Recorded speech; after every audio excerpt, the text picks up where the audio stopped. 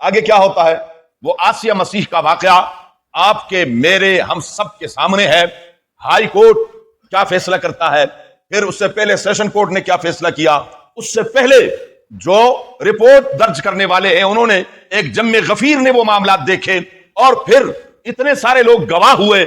اس کے بعد وہ سلسلہ چلتا ہے، عدالت پر عدالت، عدالت پر عدالت، اور اس پر گواہیاں اور اس کے اندر استغاثے.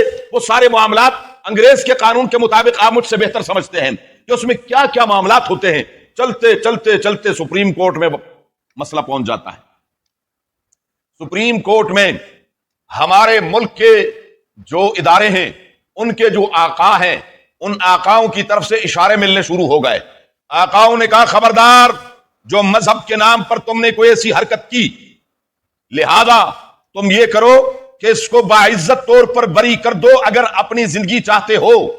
اور اس کی سب سے بڑی دلیل آن دی ریکارڈ ہمارے عمران خان صاحب کی، سابق وزیر اعظم اس دور کے، ان کا باقاعدہ انٹرویو موجود ہے جس میں وہ انگریزی میں کہتے ہیں کہ اس عورت کو میں نے باعزت طور پر بری کروایا، ورنہ تو پاکستان کے مذہبی لوگ اس بات کے خلاف تھے.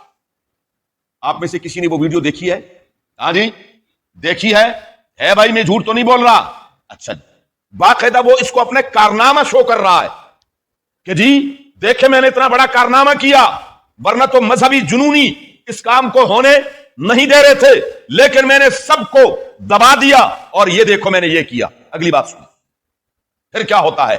ثاقب نثار جیسے بدبخت، جیسے ذلیل انسان، وہ کہتے ہیں کہ ہم نے آسیہ مسیح کا فیصلہ لکھتے ہوئے ہم باقاعدہ درود شریف پڑھ رہے تھے، تجھ پر لعنت ہے بدبختہ. رسول اللہ مبارک کی ذات اقدس تیرے درود کی، تیرے اس گندے منہ کی کبھی بھی نہ پہلے تھے مجبور اور اس کے ضرورت مند، نہ آج ہے انشاءاللہ.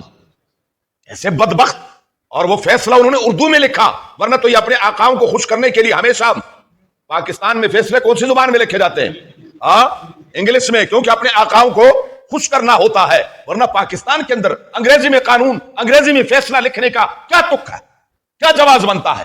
لیکن ان کو خوش کرنے کے لیے انہوں نے اگلی بات، آپ کہیں گے جی عدالت کے قانون کو آپ نہیں مانتے، ہم مانتے ہیں، لیکن صحیح فیصلے کو مانیں گے، غلط فیصلے کو بولیں. اگر وہ بے گناہ ہوتی تو اس کتی کو فرانس میں باقاعدہ فرانسیوں نے، فرانس کے عیسائیوں نے باقاعدہ اس کا استقبال کیا. یہ بھی میں غلط کہہ رہا ہوں کہ صحیح کہہ رہا ہوں؟ آپ اس پاکستان میں رہ رہے تھے اس وقت کے نہیں تھے؟ بولو. اخبارات میں، سوشل میڈیا پر باقاعدہ، اور پھر اس کے لیے پروگرام ہوئے، ان پروگراموں میں اس کو ہائی لائٹ کیا گیا، پروگراموں میں اس کتی کو باقاعدہ انعامات سے نوازا گیا. بھائی یہاں سے کتنے لوگ فرانس جاتے ہیں، کتنے عیسائی جاتے ہیں، لندن بھی جاتے ہیں، امریکہ بھی جاتے ہیں. کبھی کسی کا ایسا پروٹوکول دیکھا ہے آپ نے؟ وہ پروٹوکول کیوں دیا؟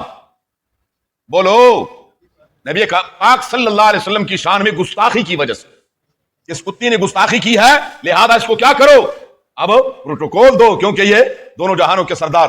یہ معاملات میرے بزرگوں بھائیوں اگر نہ ہوتے، اگر یہ معاملہ نہ ہوتا تو پھر ایسے واقعات بھی نہ ہوتے. لیکن ہوتا کیا ہے، ادھر نبی کریم صلی اللہ علیہ وسلم کی شان میں گستاخی ہوتی ہے، ادھر اس کو باعزت طور پر بری کر دیا جاتا ہے، اور جو چھوٹے چھوٹے کتنگڑے ہوتے ہیں وہ سارے بھی کیا ہیں، بھونکنا شروع کر دیتے ہیں کہ مسئلہ ہی کوئی نہیں ہے، ہم ادھر بھونکیں گے، ادھر ٹھک کر کے ہمارا ویزا لندن کا لگ جائے گا، ٹھک کر کے ویزا امریکہ کا لگ جائے گا، ٹھک کر کے ویزا ہمارا فرانس کا لگ جائے گا. ایسا نہیں ہوگا. الحمدللہ پھر جو غیرت مند مسلمان ہے پھر وہ کیا کرتے ہیں،